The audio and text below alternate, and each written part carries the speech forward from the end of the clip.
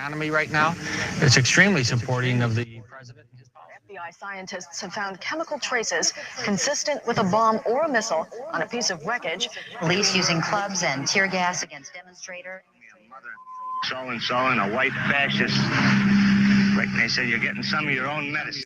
Va ora in onda Te la ridò io, l'America, con Matteo De Sio.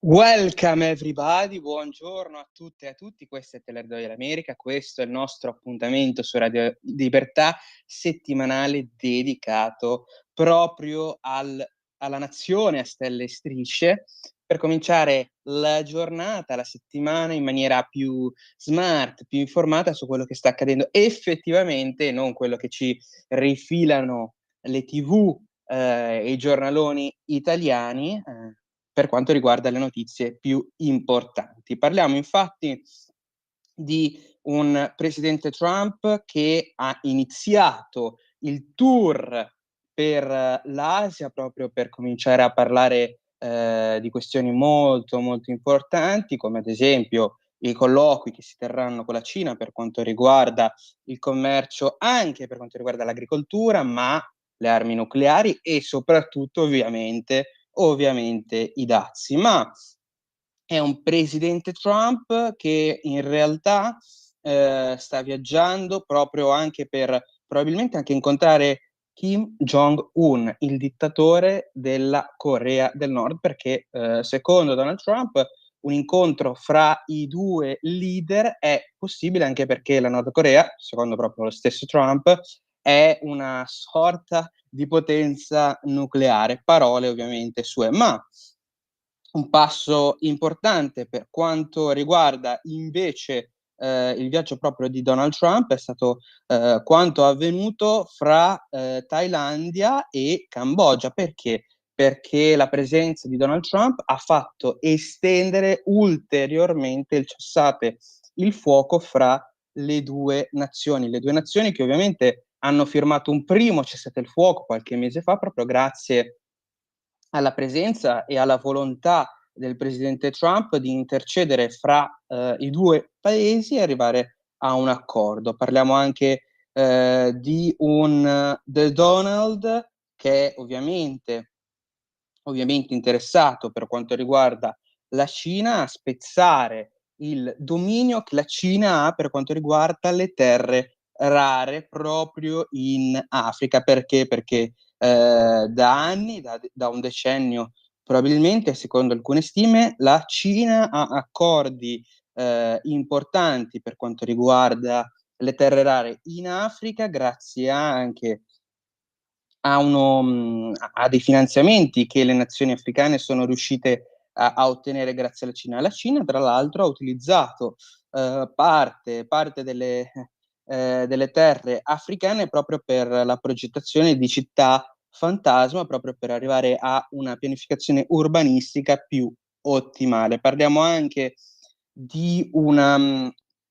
possibilità per gli Stati Uniti, una nuova possibilità perché in passato gli Stati Uniti con l'amministrazione Joe Biden, ma anche con le amministrazioni democratiche di Barack Obama, non erano mai riusciti a contrastare la Cina per quanto riguarda proprio l'utilizzo di queste importantissime risorse.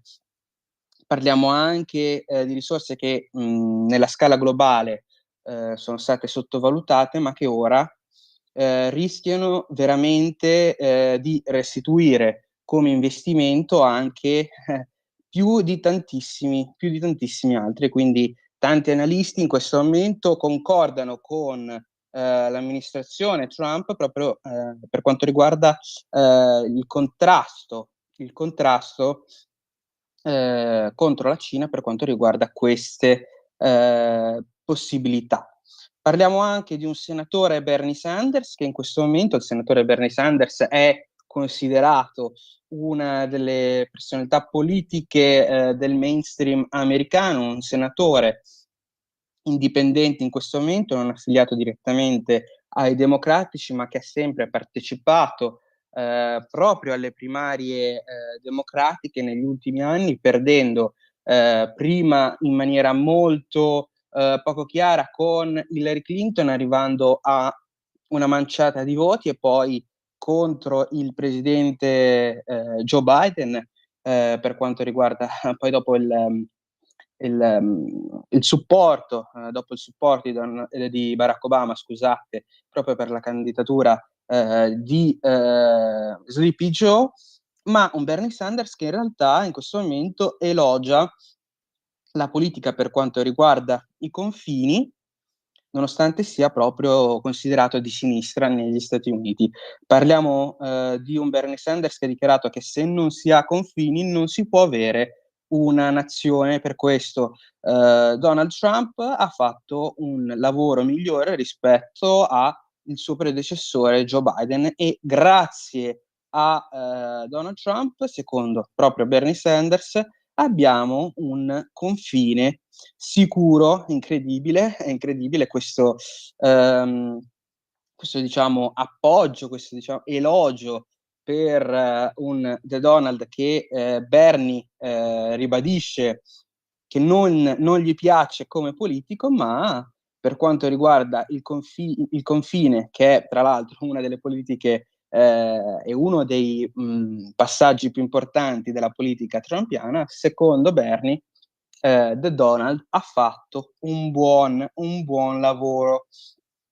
Parliamo anche di quello che è avvenuto, sempre rimanendo in tema Trump, per quanto riguarda il Canada e gli Stati Uniti. Perché?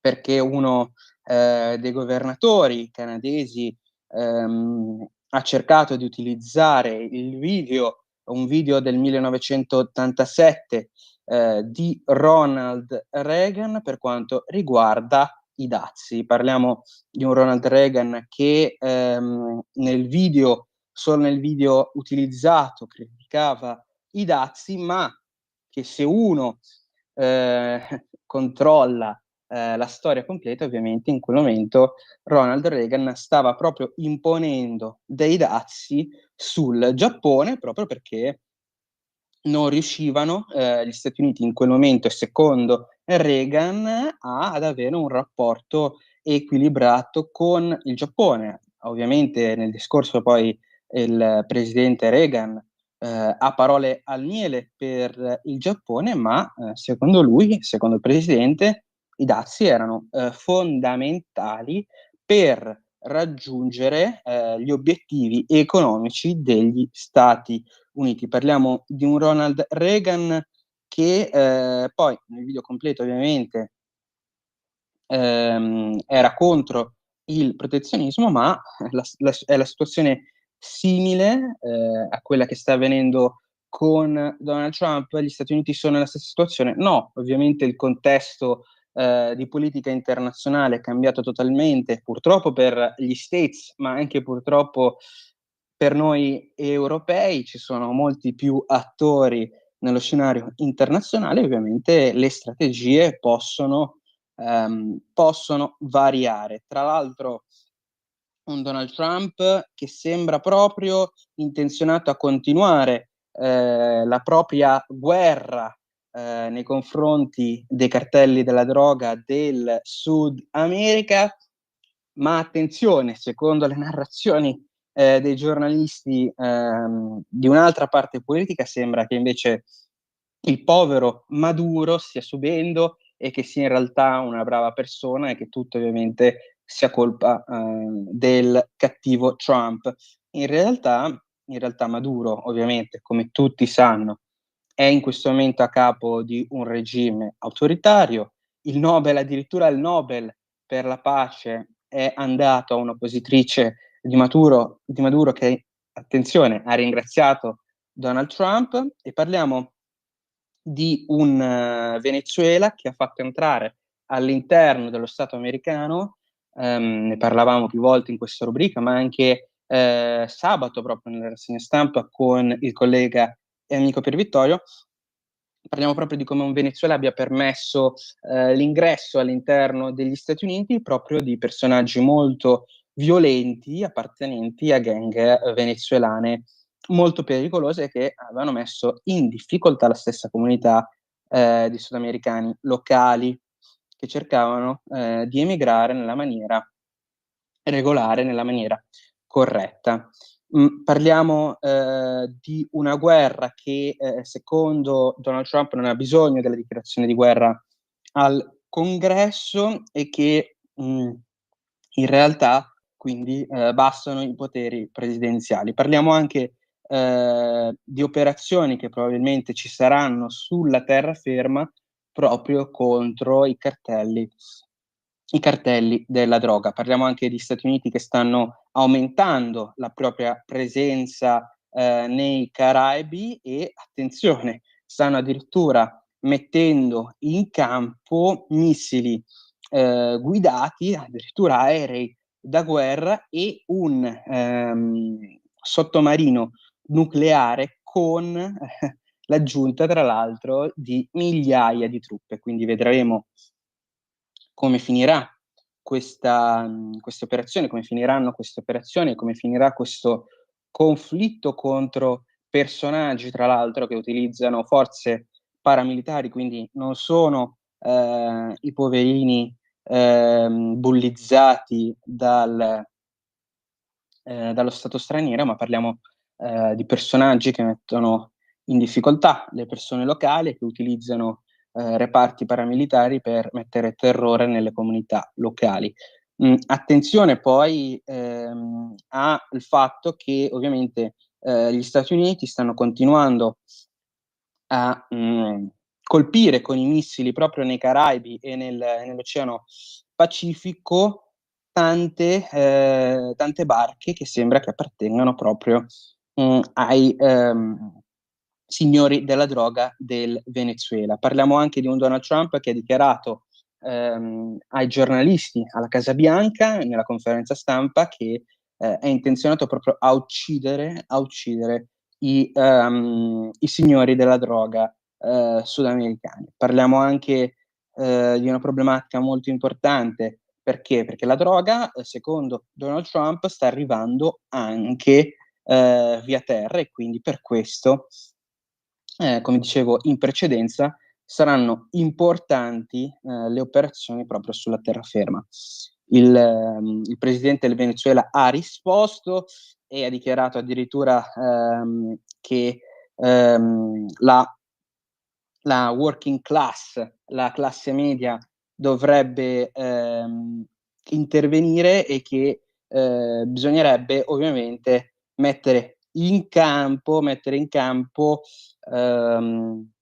una protesta generazionale. Quindi però è un presidente Maduro che invece di prendersela con personaggi che mettono nel fango la nomea del proprio paese, preferisce invece prendersela con il cattivone americano.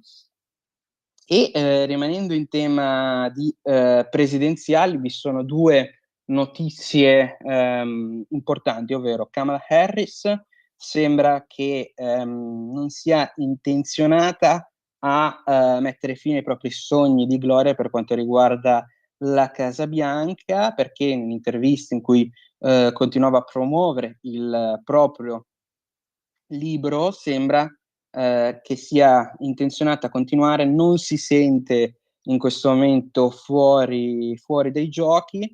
Perché? Perché ha vissuto la sua vita al servizio della comunità ed è nel proprio io, nelle proprie ossa, nel proprio corpo, nella propria anima, il fatto che voglia continuare a servire proprio la comunità, il pubblico, il popolo americano. Quindi parliamo ancora di una Kamala Harris che non vuole mollare. Ma l'altra notizia invece riguarda sempre i democratici, l'oppositore, diciamo, nel mainstream più importante per quanto riguarda proprio Donald Trump. Il proprio oppositore è stato Newsom, il governatore della California, che tra l'altro si era schierato contro l'utilizzo della polizia dedicata proprio all'immigrazione, si era schierato contro l'utilizzo della Guardia Nazionale all'interno del proprio Stato, essendo governatore della California, ma si era schierato contro la ridistribuzione dei distretti, il gerrymandering, denominato così negli Stati Uniti, dei distretti elettivi proprio negli stati repubblicani vicini a lui. E poi cosa ha fatto? Il governatore Newsom ha deciso di redistribuire i propri distretti nel proprio, ovviamente, nel proprio stato, per rimanere ovviamente attaccato alla poltrona. Parliamo di Newsom che probabilmente è sempre più deciso a entrare nella corsa presidenziale del 2028. Si dice, quelli più vicini a lui, che stia solo aspettando come andranno le elezioni del medio termine, ma che sembra certa oramai la sua scesa in campo nei confronti di un'opposizione che poi sarà una scesa in campo per arrivare alla Casa Bianca, e un'opposizione a quella che sarà poi la candidatura probabilmente di J.D. Vance.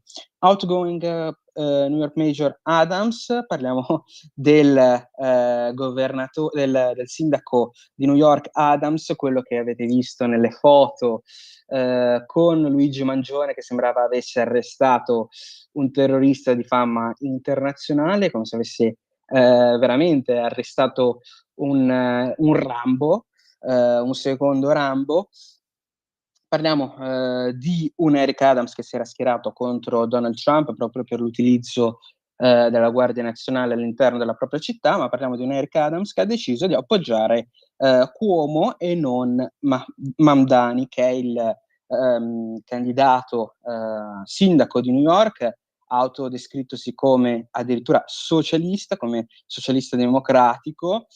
E parliamo di un Mamdani che ha dichiarato di non voler visitare Israele e di, tra l'altro, non aver assolutamente in nessun modo negato le cattiverie e i crimini, anzi meglio definirli così, di Hamas proprio nei confronti dello Stato di Israele. Parliamo di un Mamdani descritto da Adams come troppo estremo per New York. Addirittura Cuomo lo descrive, che è l'altro candidato sindaco di New York, come una presenza, come un'esistenza che rischia di essere una minaccia mortale per la città, e che invece Adams, quindi l'ex sindaco, lo descrive come un venditore di fumo. Parliamo quindi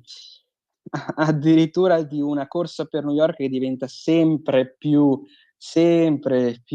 complicata da decifrare, diventa sempre più, tra l'altro, accesa con i toni, perché lo stesso presidente Trump si era schierato più volte contro Mamdani, descrivendolo anche il presidente Trump l'ha descritto come un socialista pericoloso. E tra l'altro Mamdani, che viene dall'Uganda, in realtà rischia di essere il volto prescelto poi in realtà dai giovani, anche perché Cuomo ha ricevuto nel 2021 delle accuse per quanto riguarda molestie sessuali, che ovviamente lui ha negato, però rischia di essere un brutto colpo per i giovani, che ovviamente sono molto attenti a quello che sta avvenendo.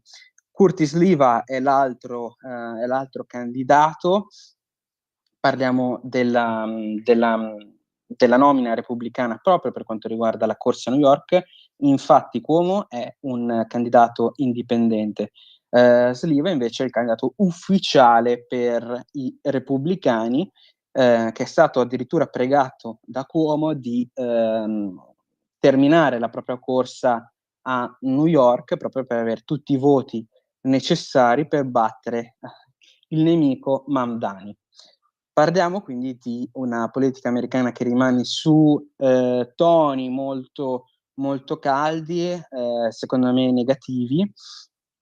E cosa è successo, tra l'altro, nello stato di New York? Come ultima notizia, proprio per lasciarci questa volta però con un'ultima notizia amara. Il procuratore generale dello Stato di New York ha incitato il pubblico americano, i cittadini americani a